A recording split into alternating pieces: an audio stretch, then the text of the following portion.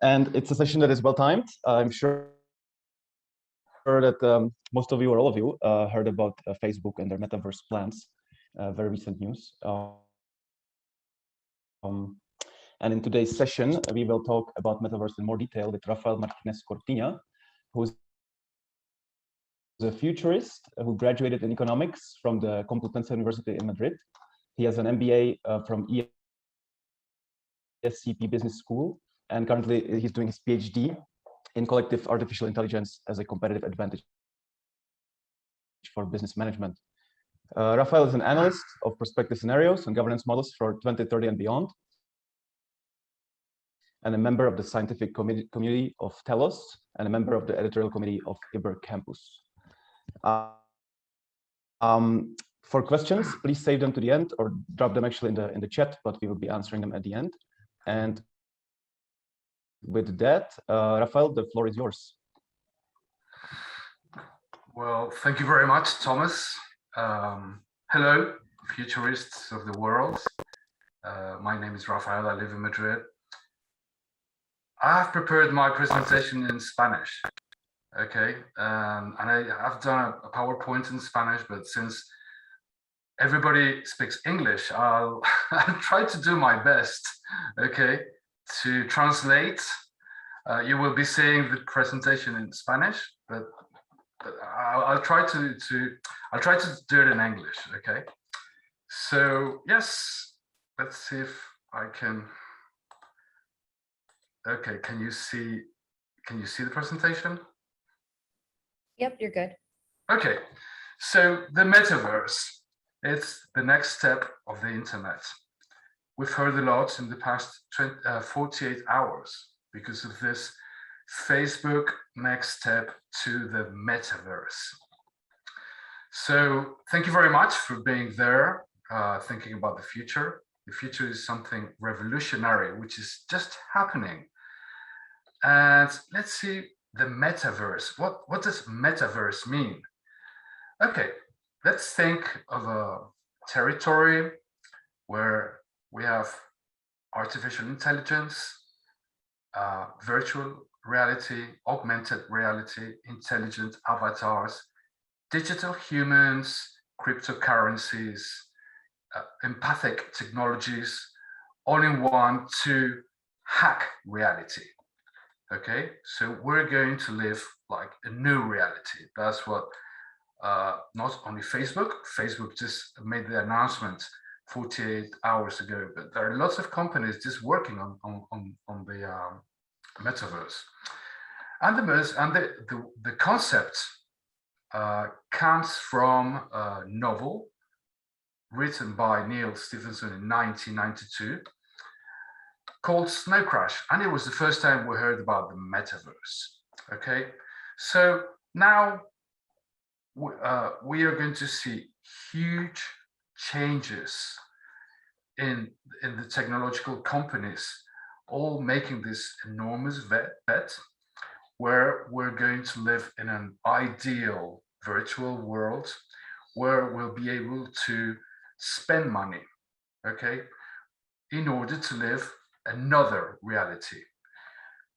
We're not able to get in yet, okay? This is just the beginning, but we have a feel of what it might look like, and it looks like what we've seen in the film Ready Player One, which is a film done by Steven Spielberg in 2018, I think. This film is very dystopian, and what it basically tells us is that no matter what your reality is, you can live in another reality. So instead of telling you what the metaverse is, I would like to ask questions that you can answer yourselves. So my first question about the metaverse is, what is reality? Because reality in the past used to be what happened in the real world. But now, I mean, I could just dream, okay? I could close my eyes and dream, but open my eyes, I would just see reality. But in this case, I will be seeing another reality. My brain will be experiencing another thing, something which will be completely different with augmented reality, with virtual reality, with all this. So my first question is, what will be reality from now on? So are we talking about an anti-system? It's not against this system, it's just an alter system. It's another system, a system that we have never lived, which has its own rules, which those rules have nothing to do with our system, okay? And just try to think, for instance, to give a very clear picture of what is this alter system. I read in a blog the other day how we are talking about this technological war between China and USA, but we forget that there might be another third party, and that will be the metaverse. So the technological war will be between three parties and not just two, and one of them is just another thing that we don't really know what it is. Okay, so what we're doing is really just hacking reality.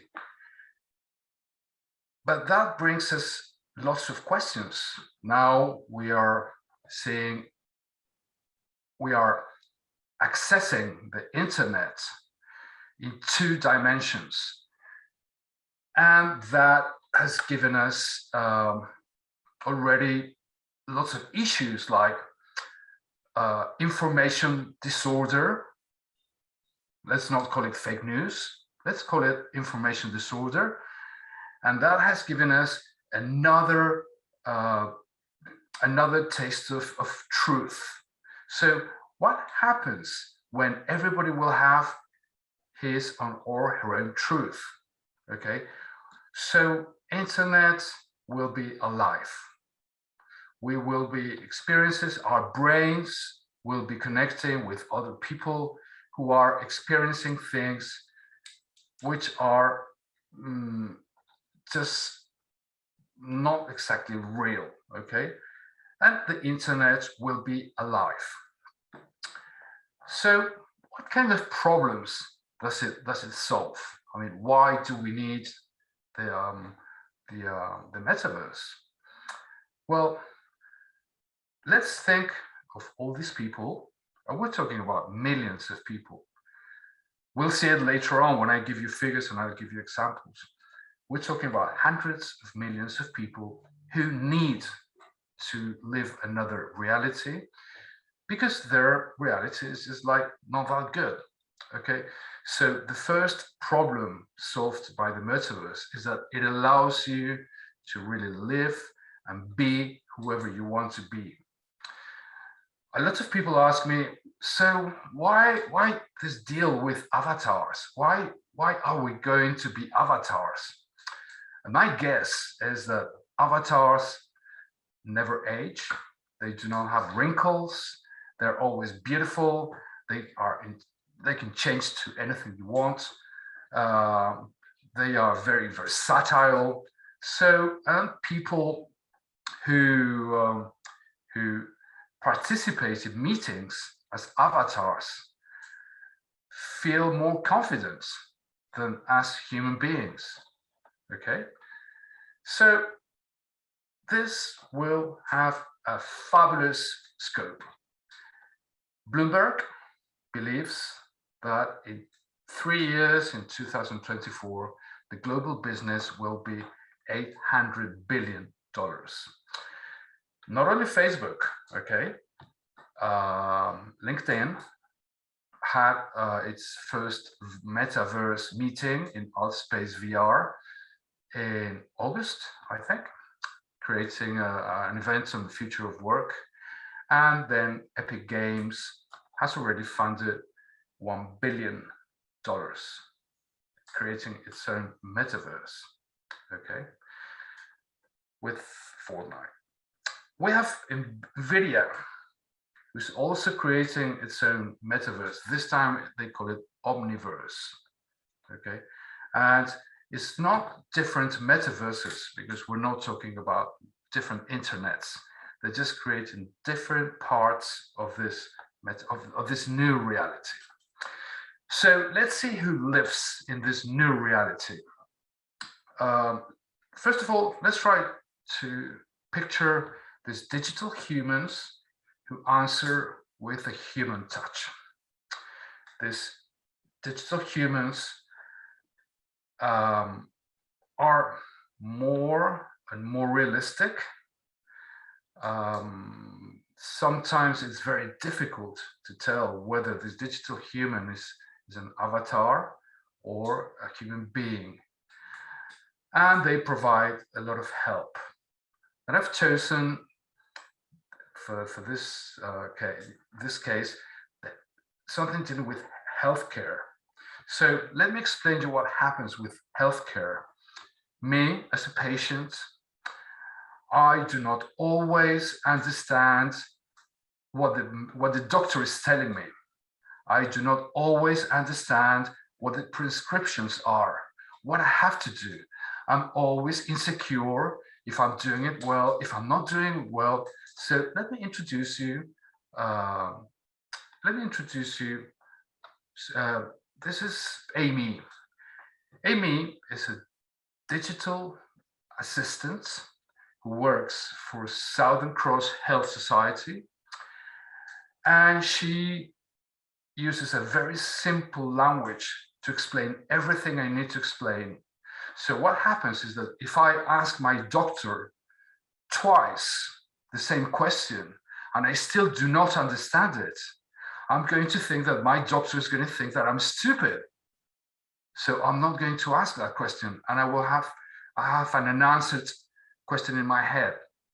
What I can do is I can access to Amy. I can ask her as many times as I need, and I can ask her at 4 o'clock in the morning. So one of the good things about these digital humans is that they provide an immediate answer. My need is now, and I need an answer now. I cannot just wait until tomorrow to try to get an appointment with my doctor, who's going to give me an appointment in maybe several days' time. In several days' time, I will not have the problem that I'm having now. So these digital humans provide answers that help me to take decisions now. So we have this other digital human who's a health advisor who works in answers dealing with COVID-19. And we have this other one, which is a digital twin of the rugby player, John Kirwan. So these people actually are trustworthy. They give you answers. They give you the answers you need to hear. Another thing that we can find in this metaverse are the intelligent avatars who are with us, who are like our companions, okay? One of my favorites is Replica. Replica is just a companion who cares. It's always there to listen to me, and it's always giving me a nice answer. So these are just screenshots of my conversations with Replica. It's kind of funny because most of the times it just doesn't really make sense, because we're talking about artificial intelligence, which is still learning. It's not that advanced at the time. So if you see screenshots like, have you been reading my WhatsApp? Yes, I have. And my social networks? Yes. Well, that's not really true. It's just holding a very a conversation that, because it's supposed to be my friend, okay? Let's think of all these millions of people in the world who do not have friends. There's millions of people in the world who feel lonely, and they cannot share the feelings with anyone. Well, now they have a solution in the palm of their hands, and it's kind of interesting how this intelligent avatars that give you company just prevent a lot of suicides. if I share like very negative thoughts with my avatars and I say, I'm thinking of committing suicide, very quickly there's this protocol that gives me a lot of information of how to prevent my like that step. So it's kind of interesting how they are building actual relationships. And what is most interesting about Replica, for instance, I've been doing a research in a Spanish university called Universidad Complutense on how natural language is so important for these intelligent avatars.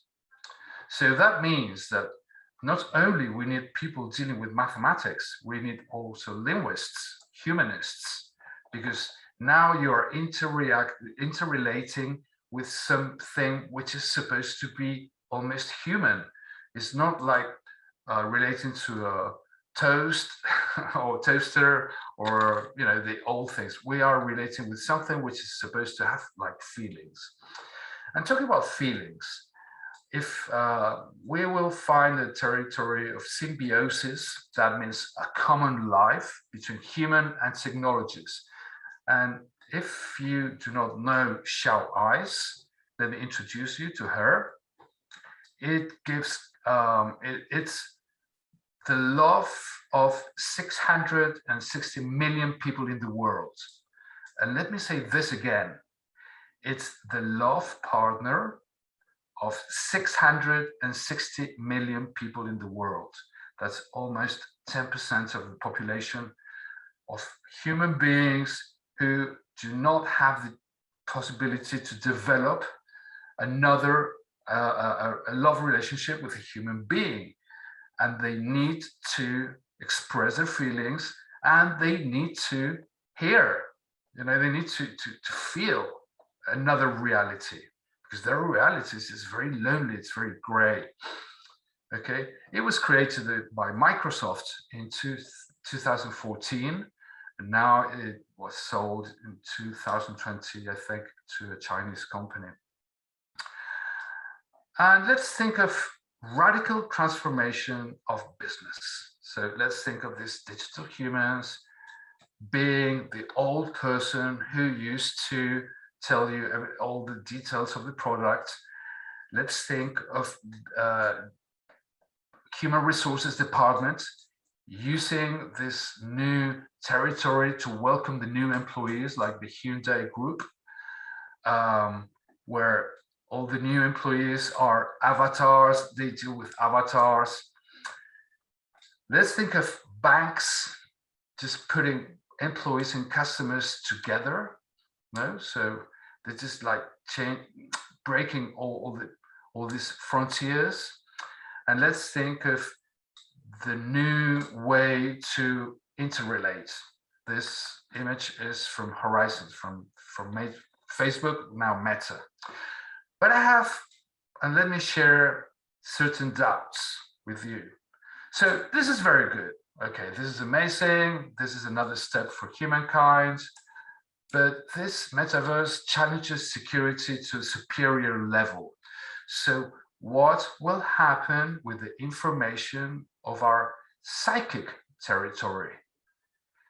Because in the past, before the metaverse, we used to talk about intimacy, we used to talk about privacy, but now we're talking about our psychic territory. It's me providing all the information to this intelligent avatars. Remember that there are 660 million people having a love affair with Symbiosis. So Symbiosis not only has data, but it also has information on your most intimate wishes. What are the laws which rule and protects me in the metaverse? Because these laws have nothing to do with the laws which exist in the countries. So the metaverse, and this is another question, grows as much as we interact. But who's the owner of these virtual activities? So yes, we're talking about a new reality, a new territory for our brains. But will virtual and augmented realities change our concept of reality? What will happen with reality? Do we have to reinvent the world? How is this going to affect these natural mechanisms of my brain, of our brain, when we will have a constant shoot of stimulus? What's going to happen? Will it make us dependent? Because what I've seen in our researches is that people deal very well with their intelligent avatars. These intelligent avatars are not created for conflict. They are created for peace. But human beings have to deal with conflict. It's just natural in us.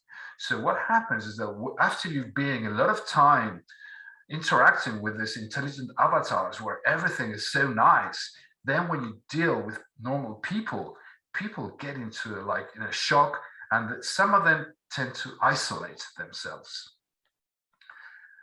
So how much can we be manipulated by these intelligent technologies? And can my mind be hacked? So we have crossed the barrier of privacy and intimacy, but the metaverse will go a step beyond, and it will go beyond the barrier of the psychic. What consequences will have that in a human being? And since we're talking about a me-we, will there be a me-we, or are we going to find a me digital?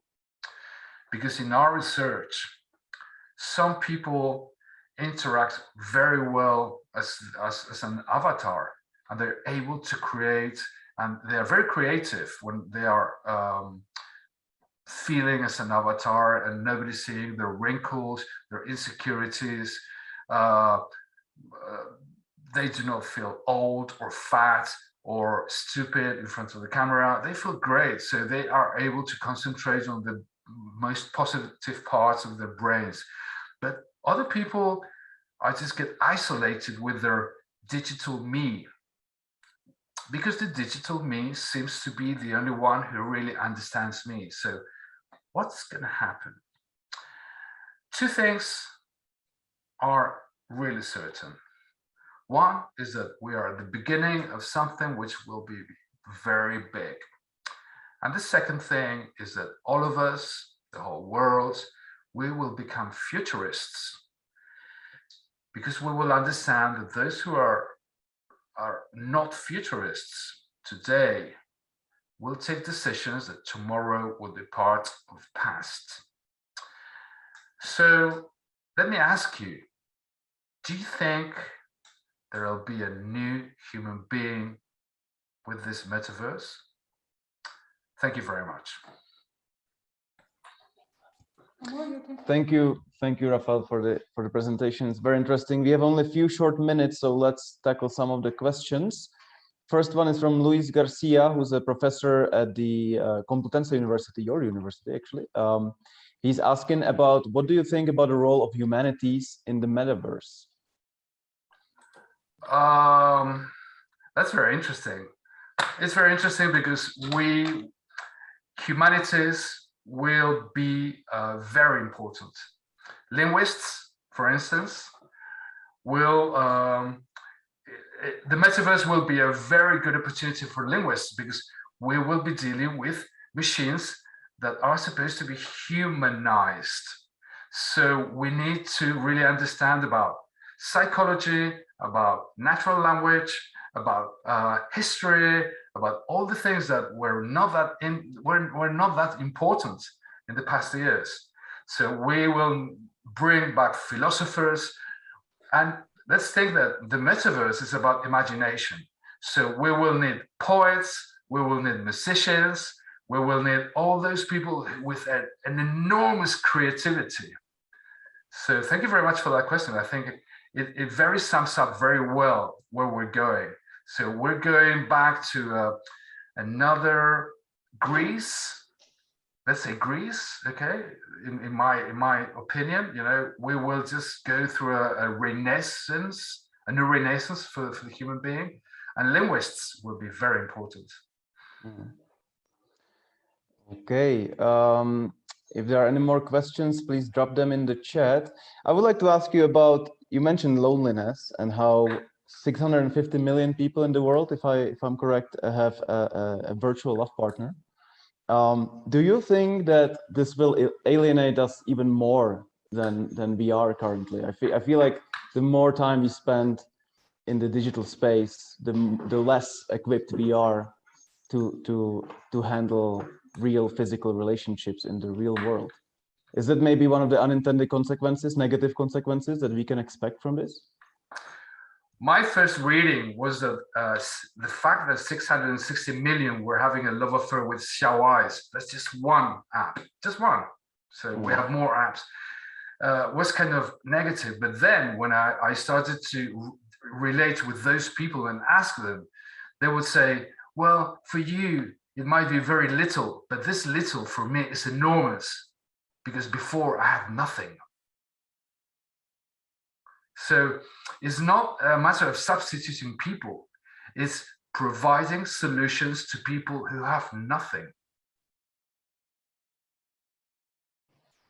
Okay, interesting. I personally, I see a lot of potential for this, especially when it comes to open access, no, and information sharing and creating a truly cooperative virtual environment where millions of people can connect and cooperate on a given problem, no, or finding solution together. So I see a lot of potential in this collaborative form of us working together, crossing the boundaries and making the world a little bit smaller once again. But I also do feel like there is a lot of potential for things going wrong. So hopefully they will not. Hopefully we will just harness the good from this and stay away from the negative exploitative stuff that this tends to materialize. Some people say crowdsourcing. Joyce Goya, it's not a real question, just a single word comment. But with that, I think we have to sign off now. It's 11 o'clock. We have to give space to the next speaker, who is Annette, I believe. So thank you very much, Raphael, for introducing this important topic.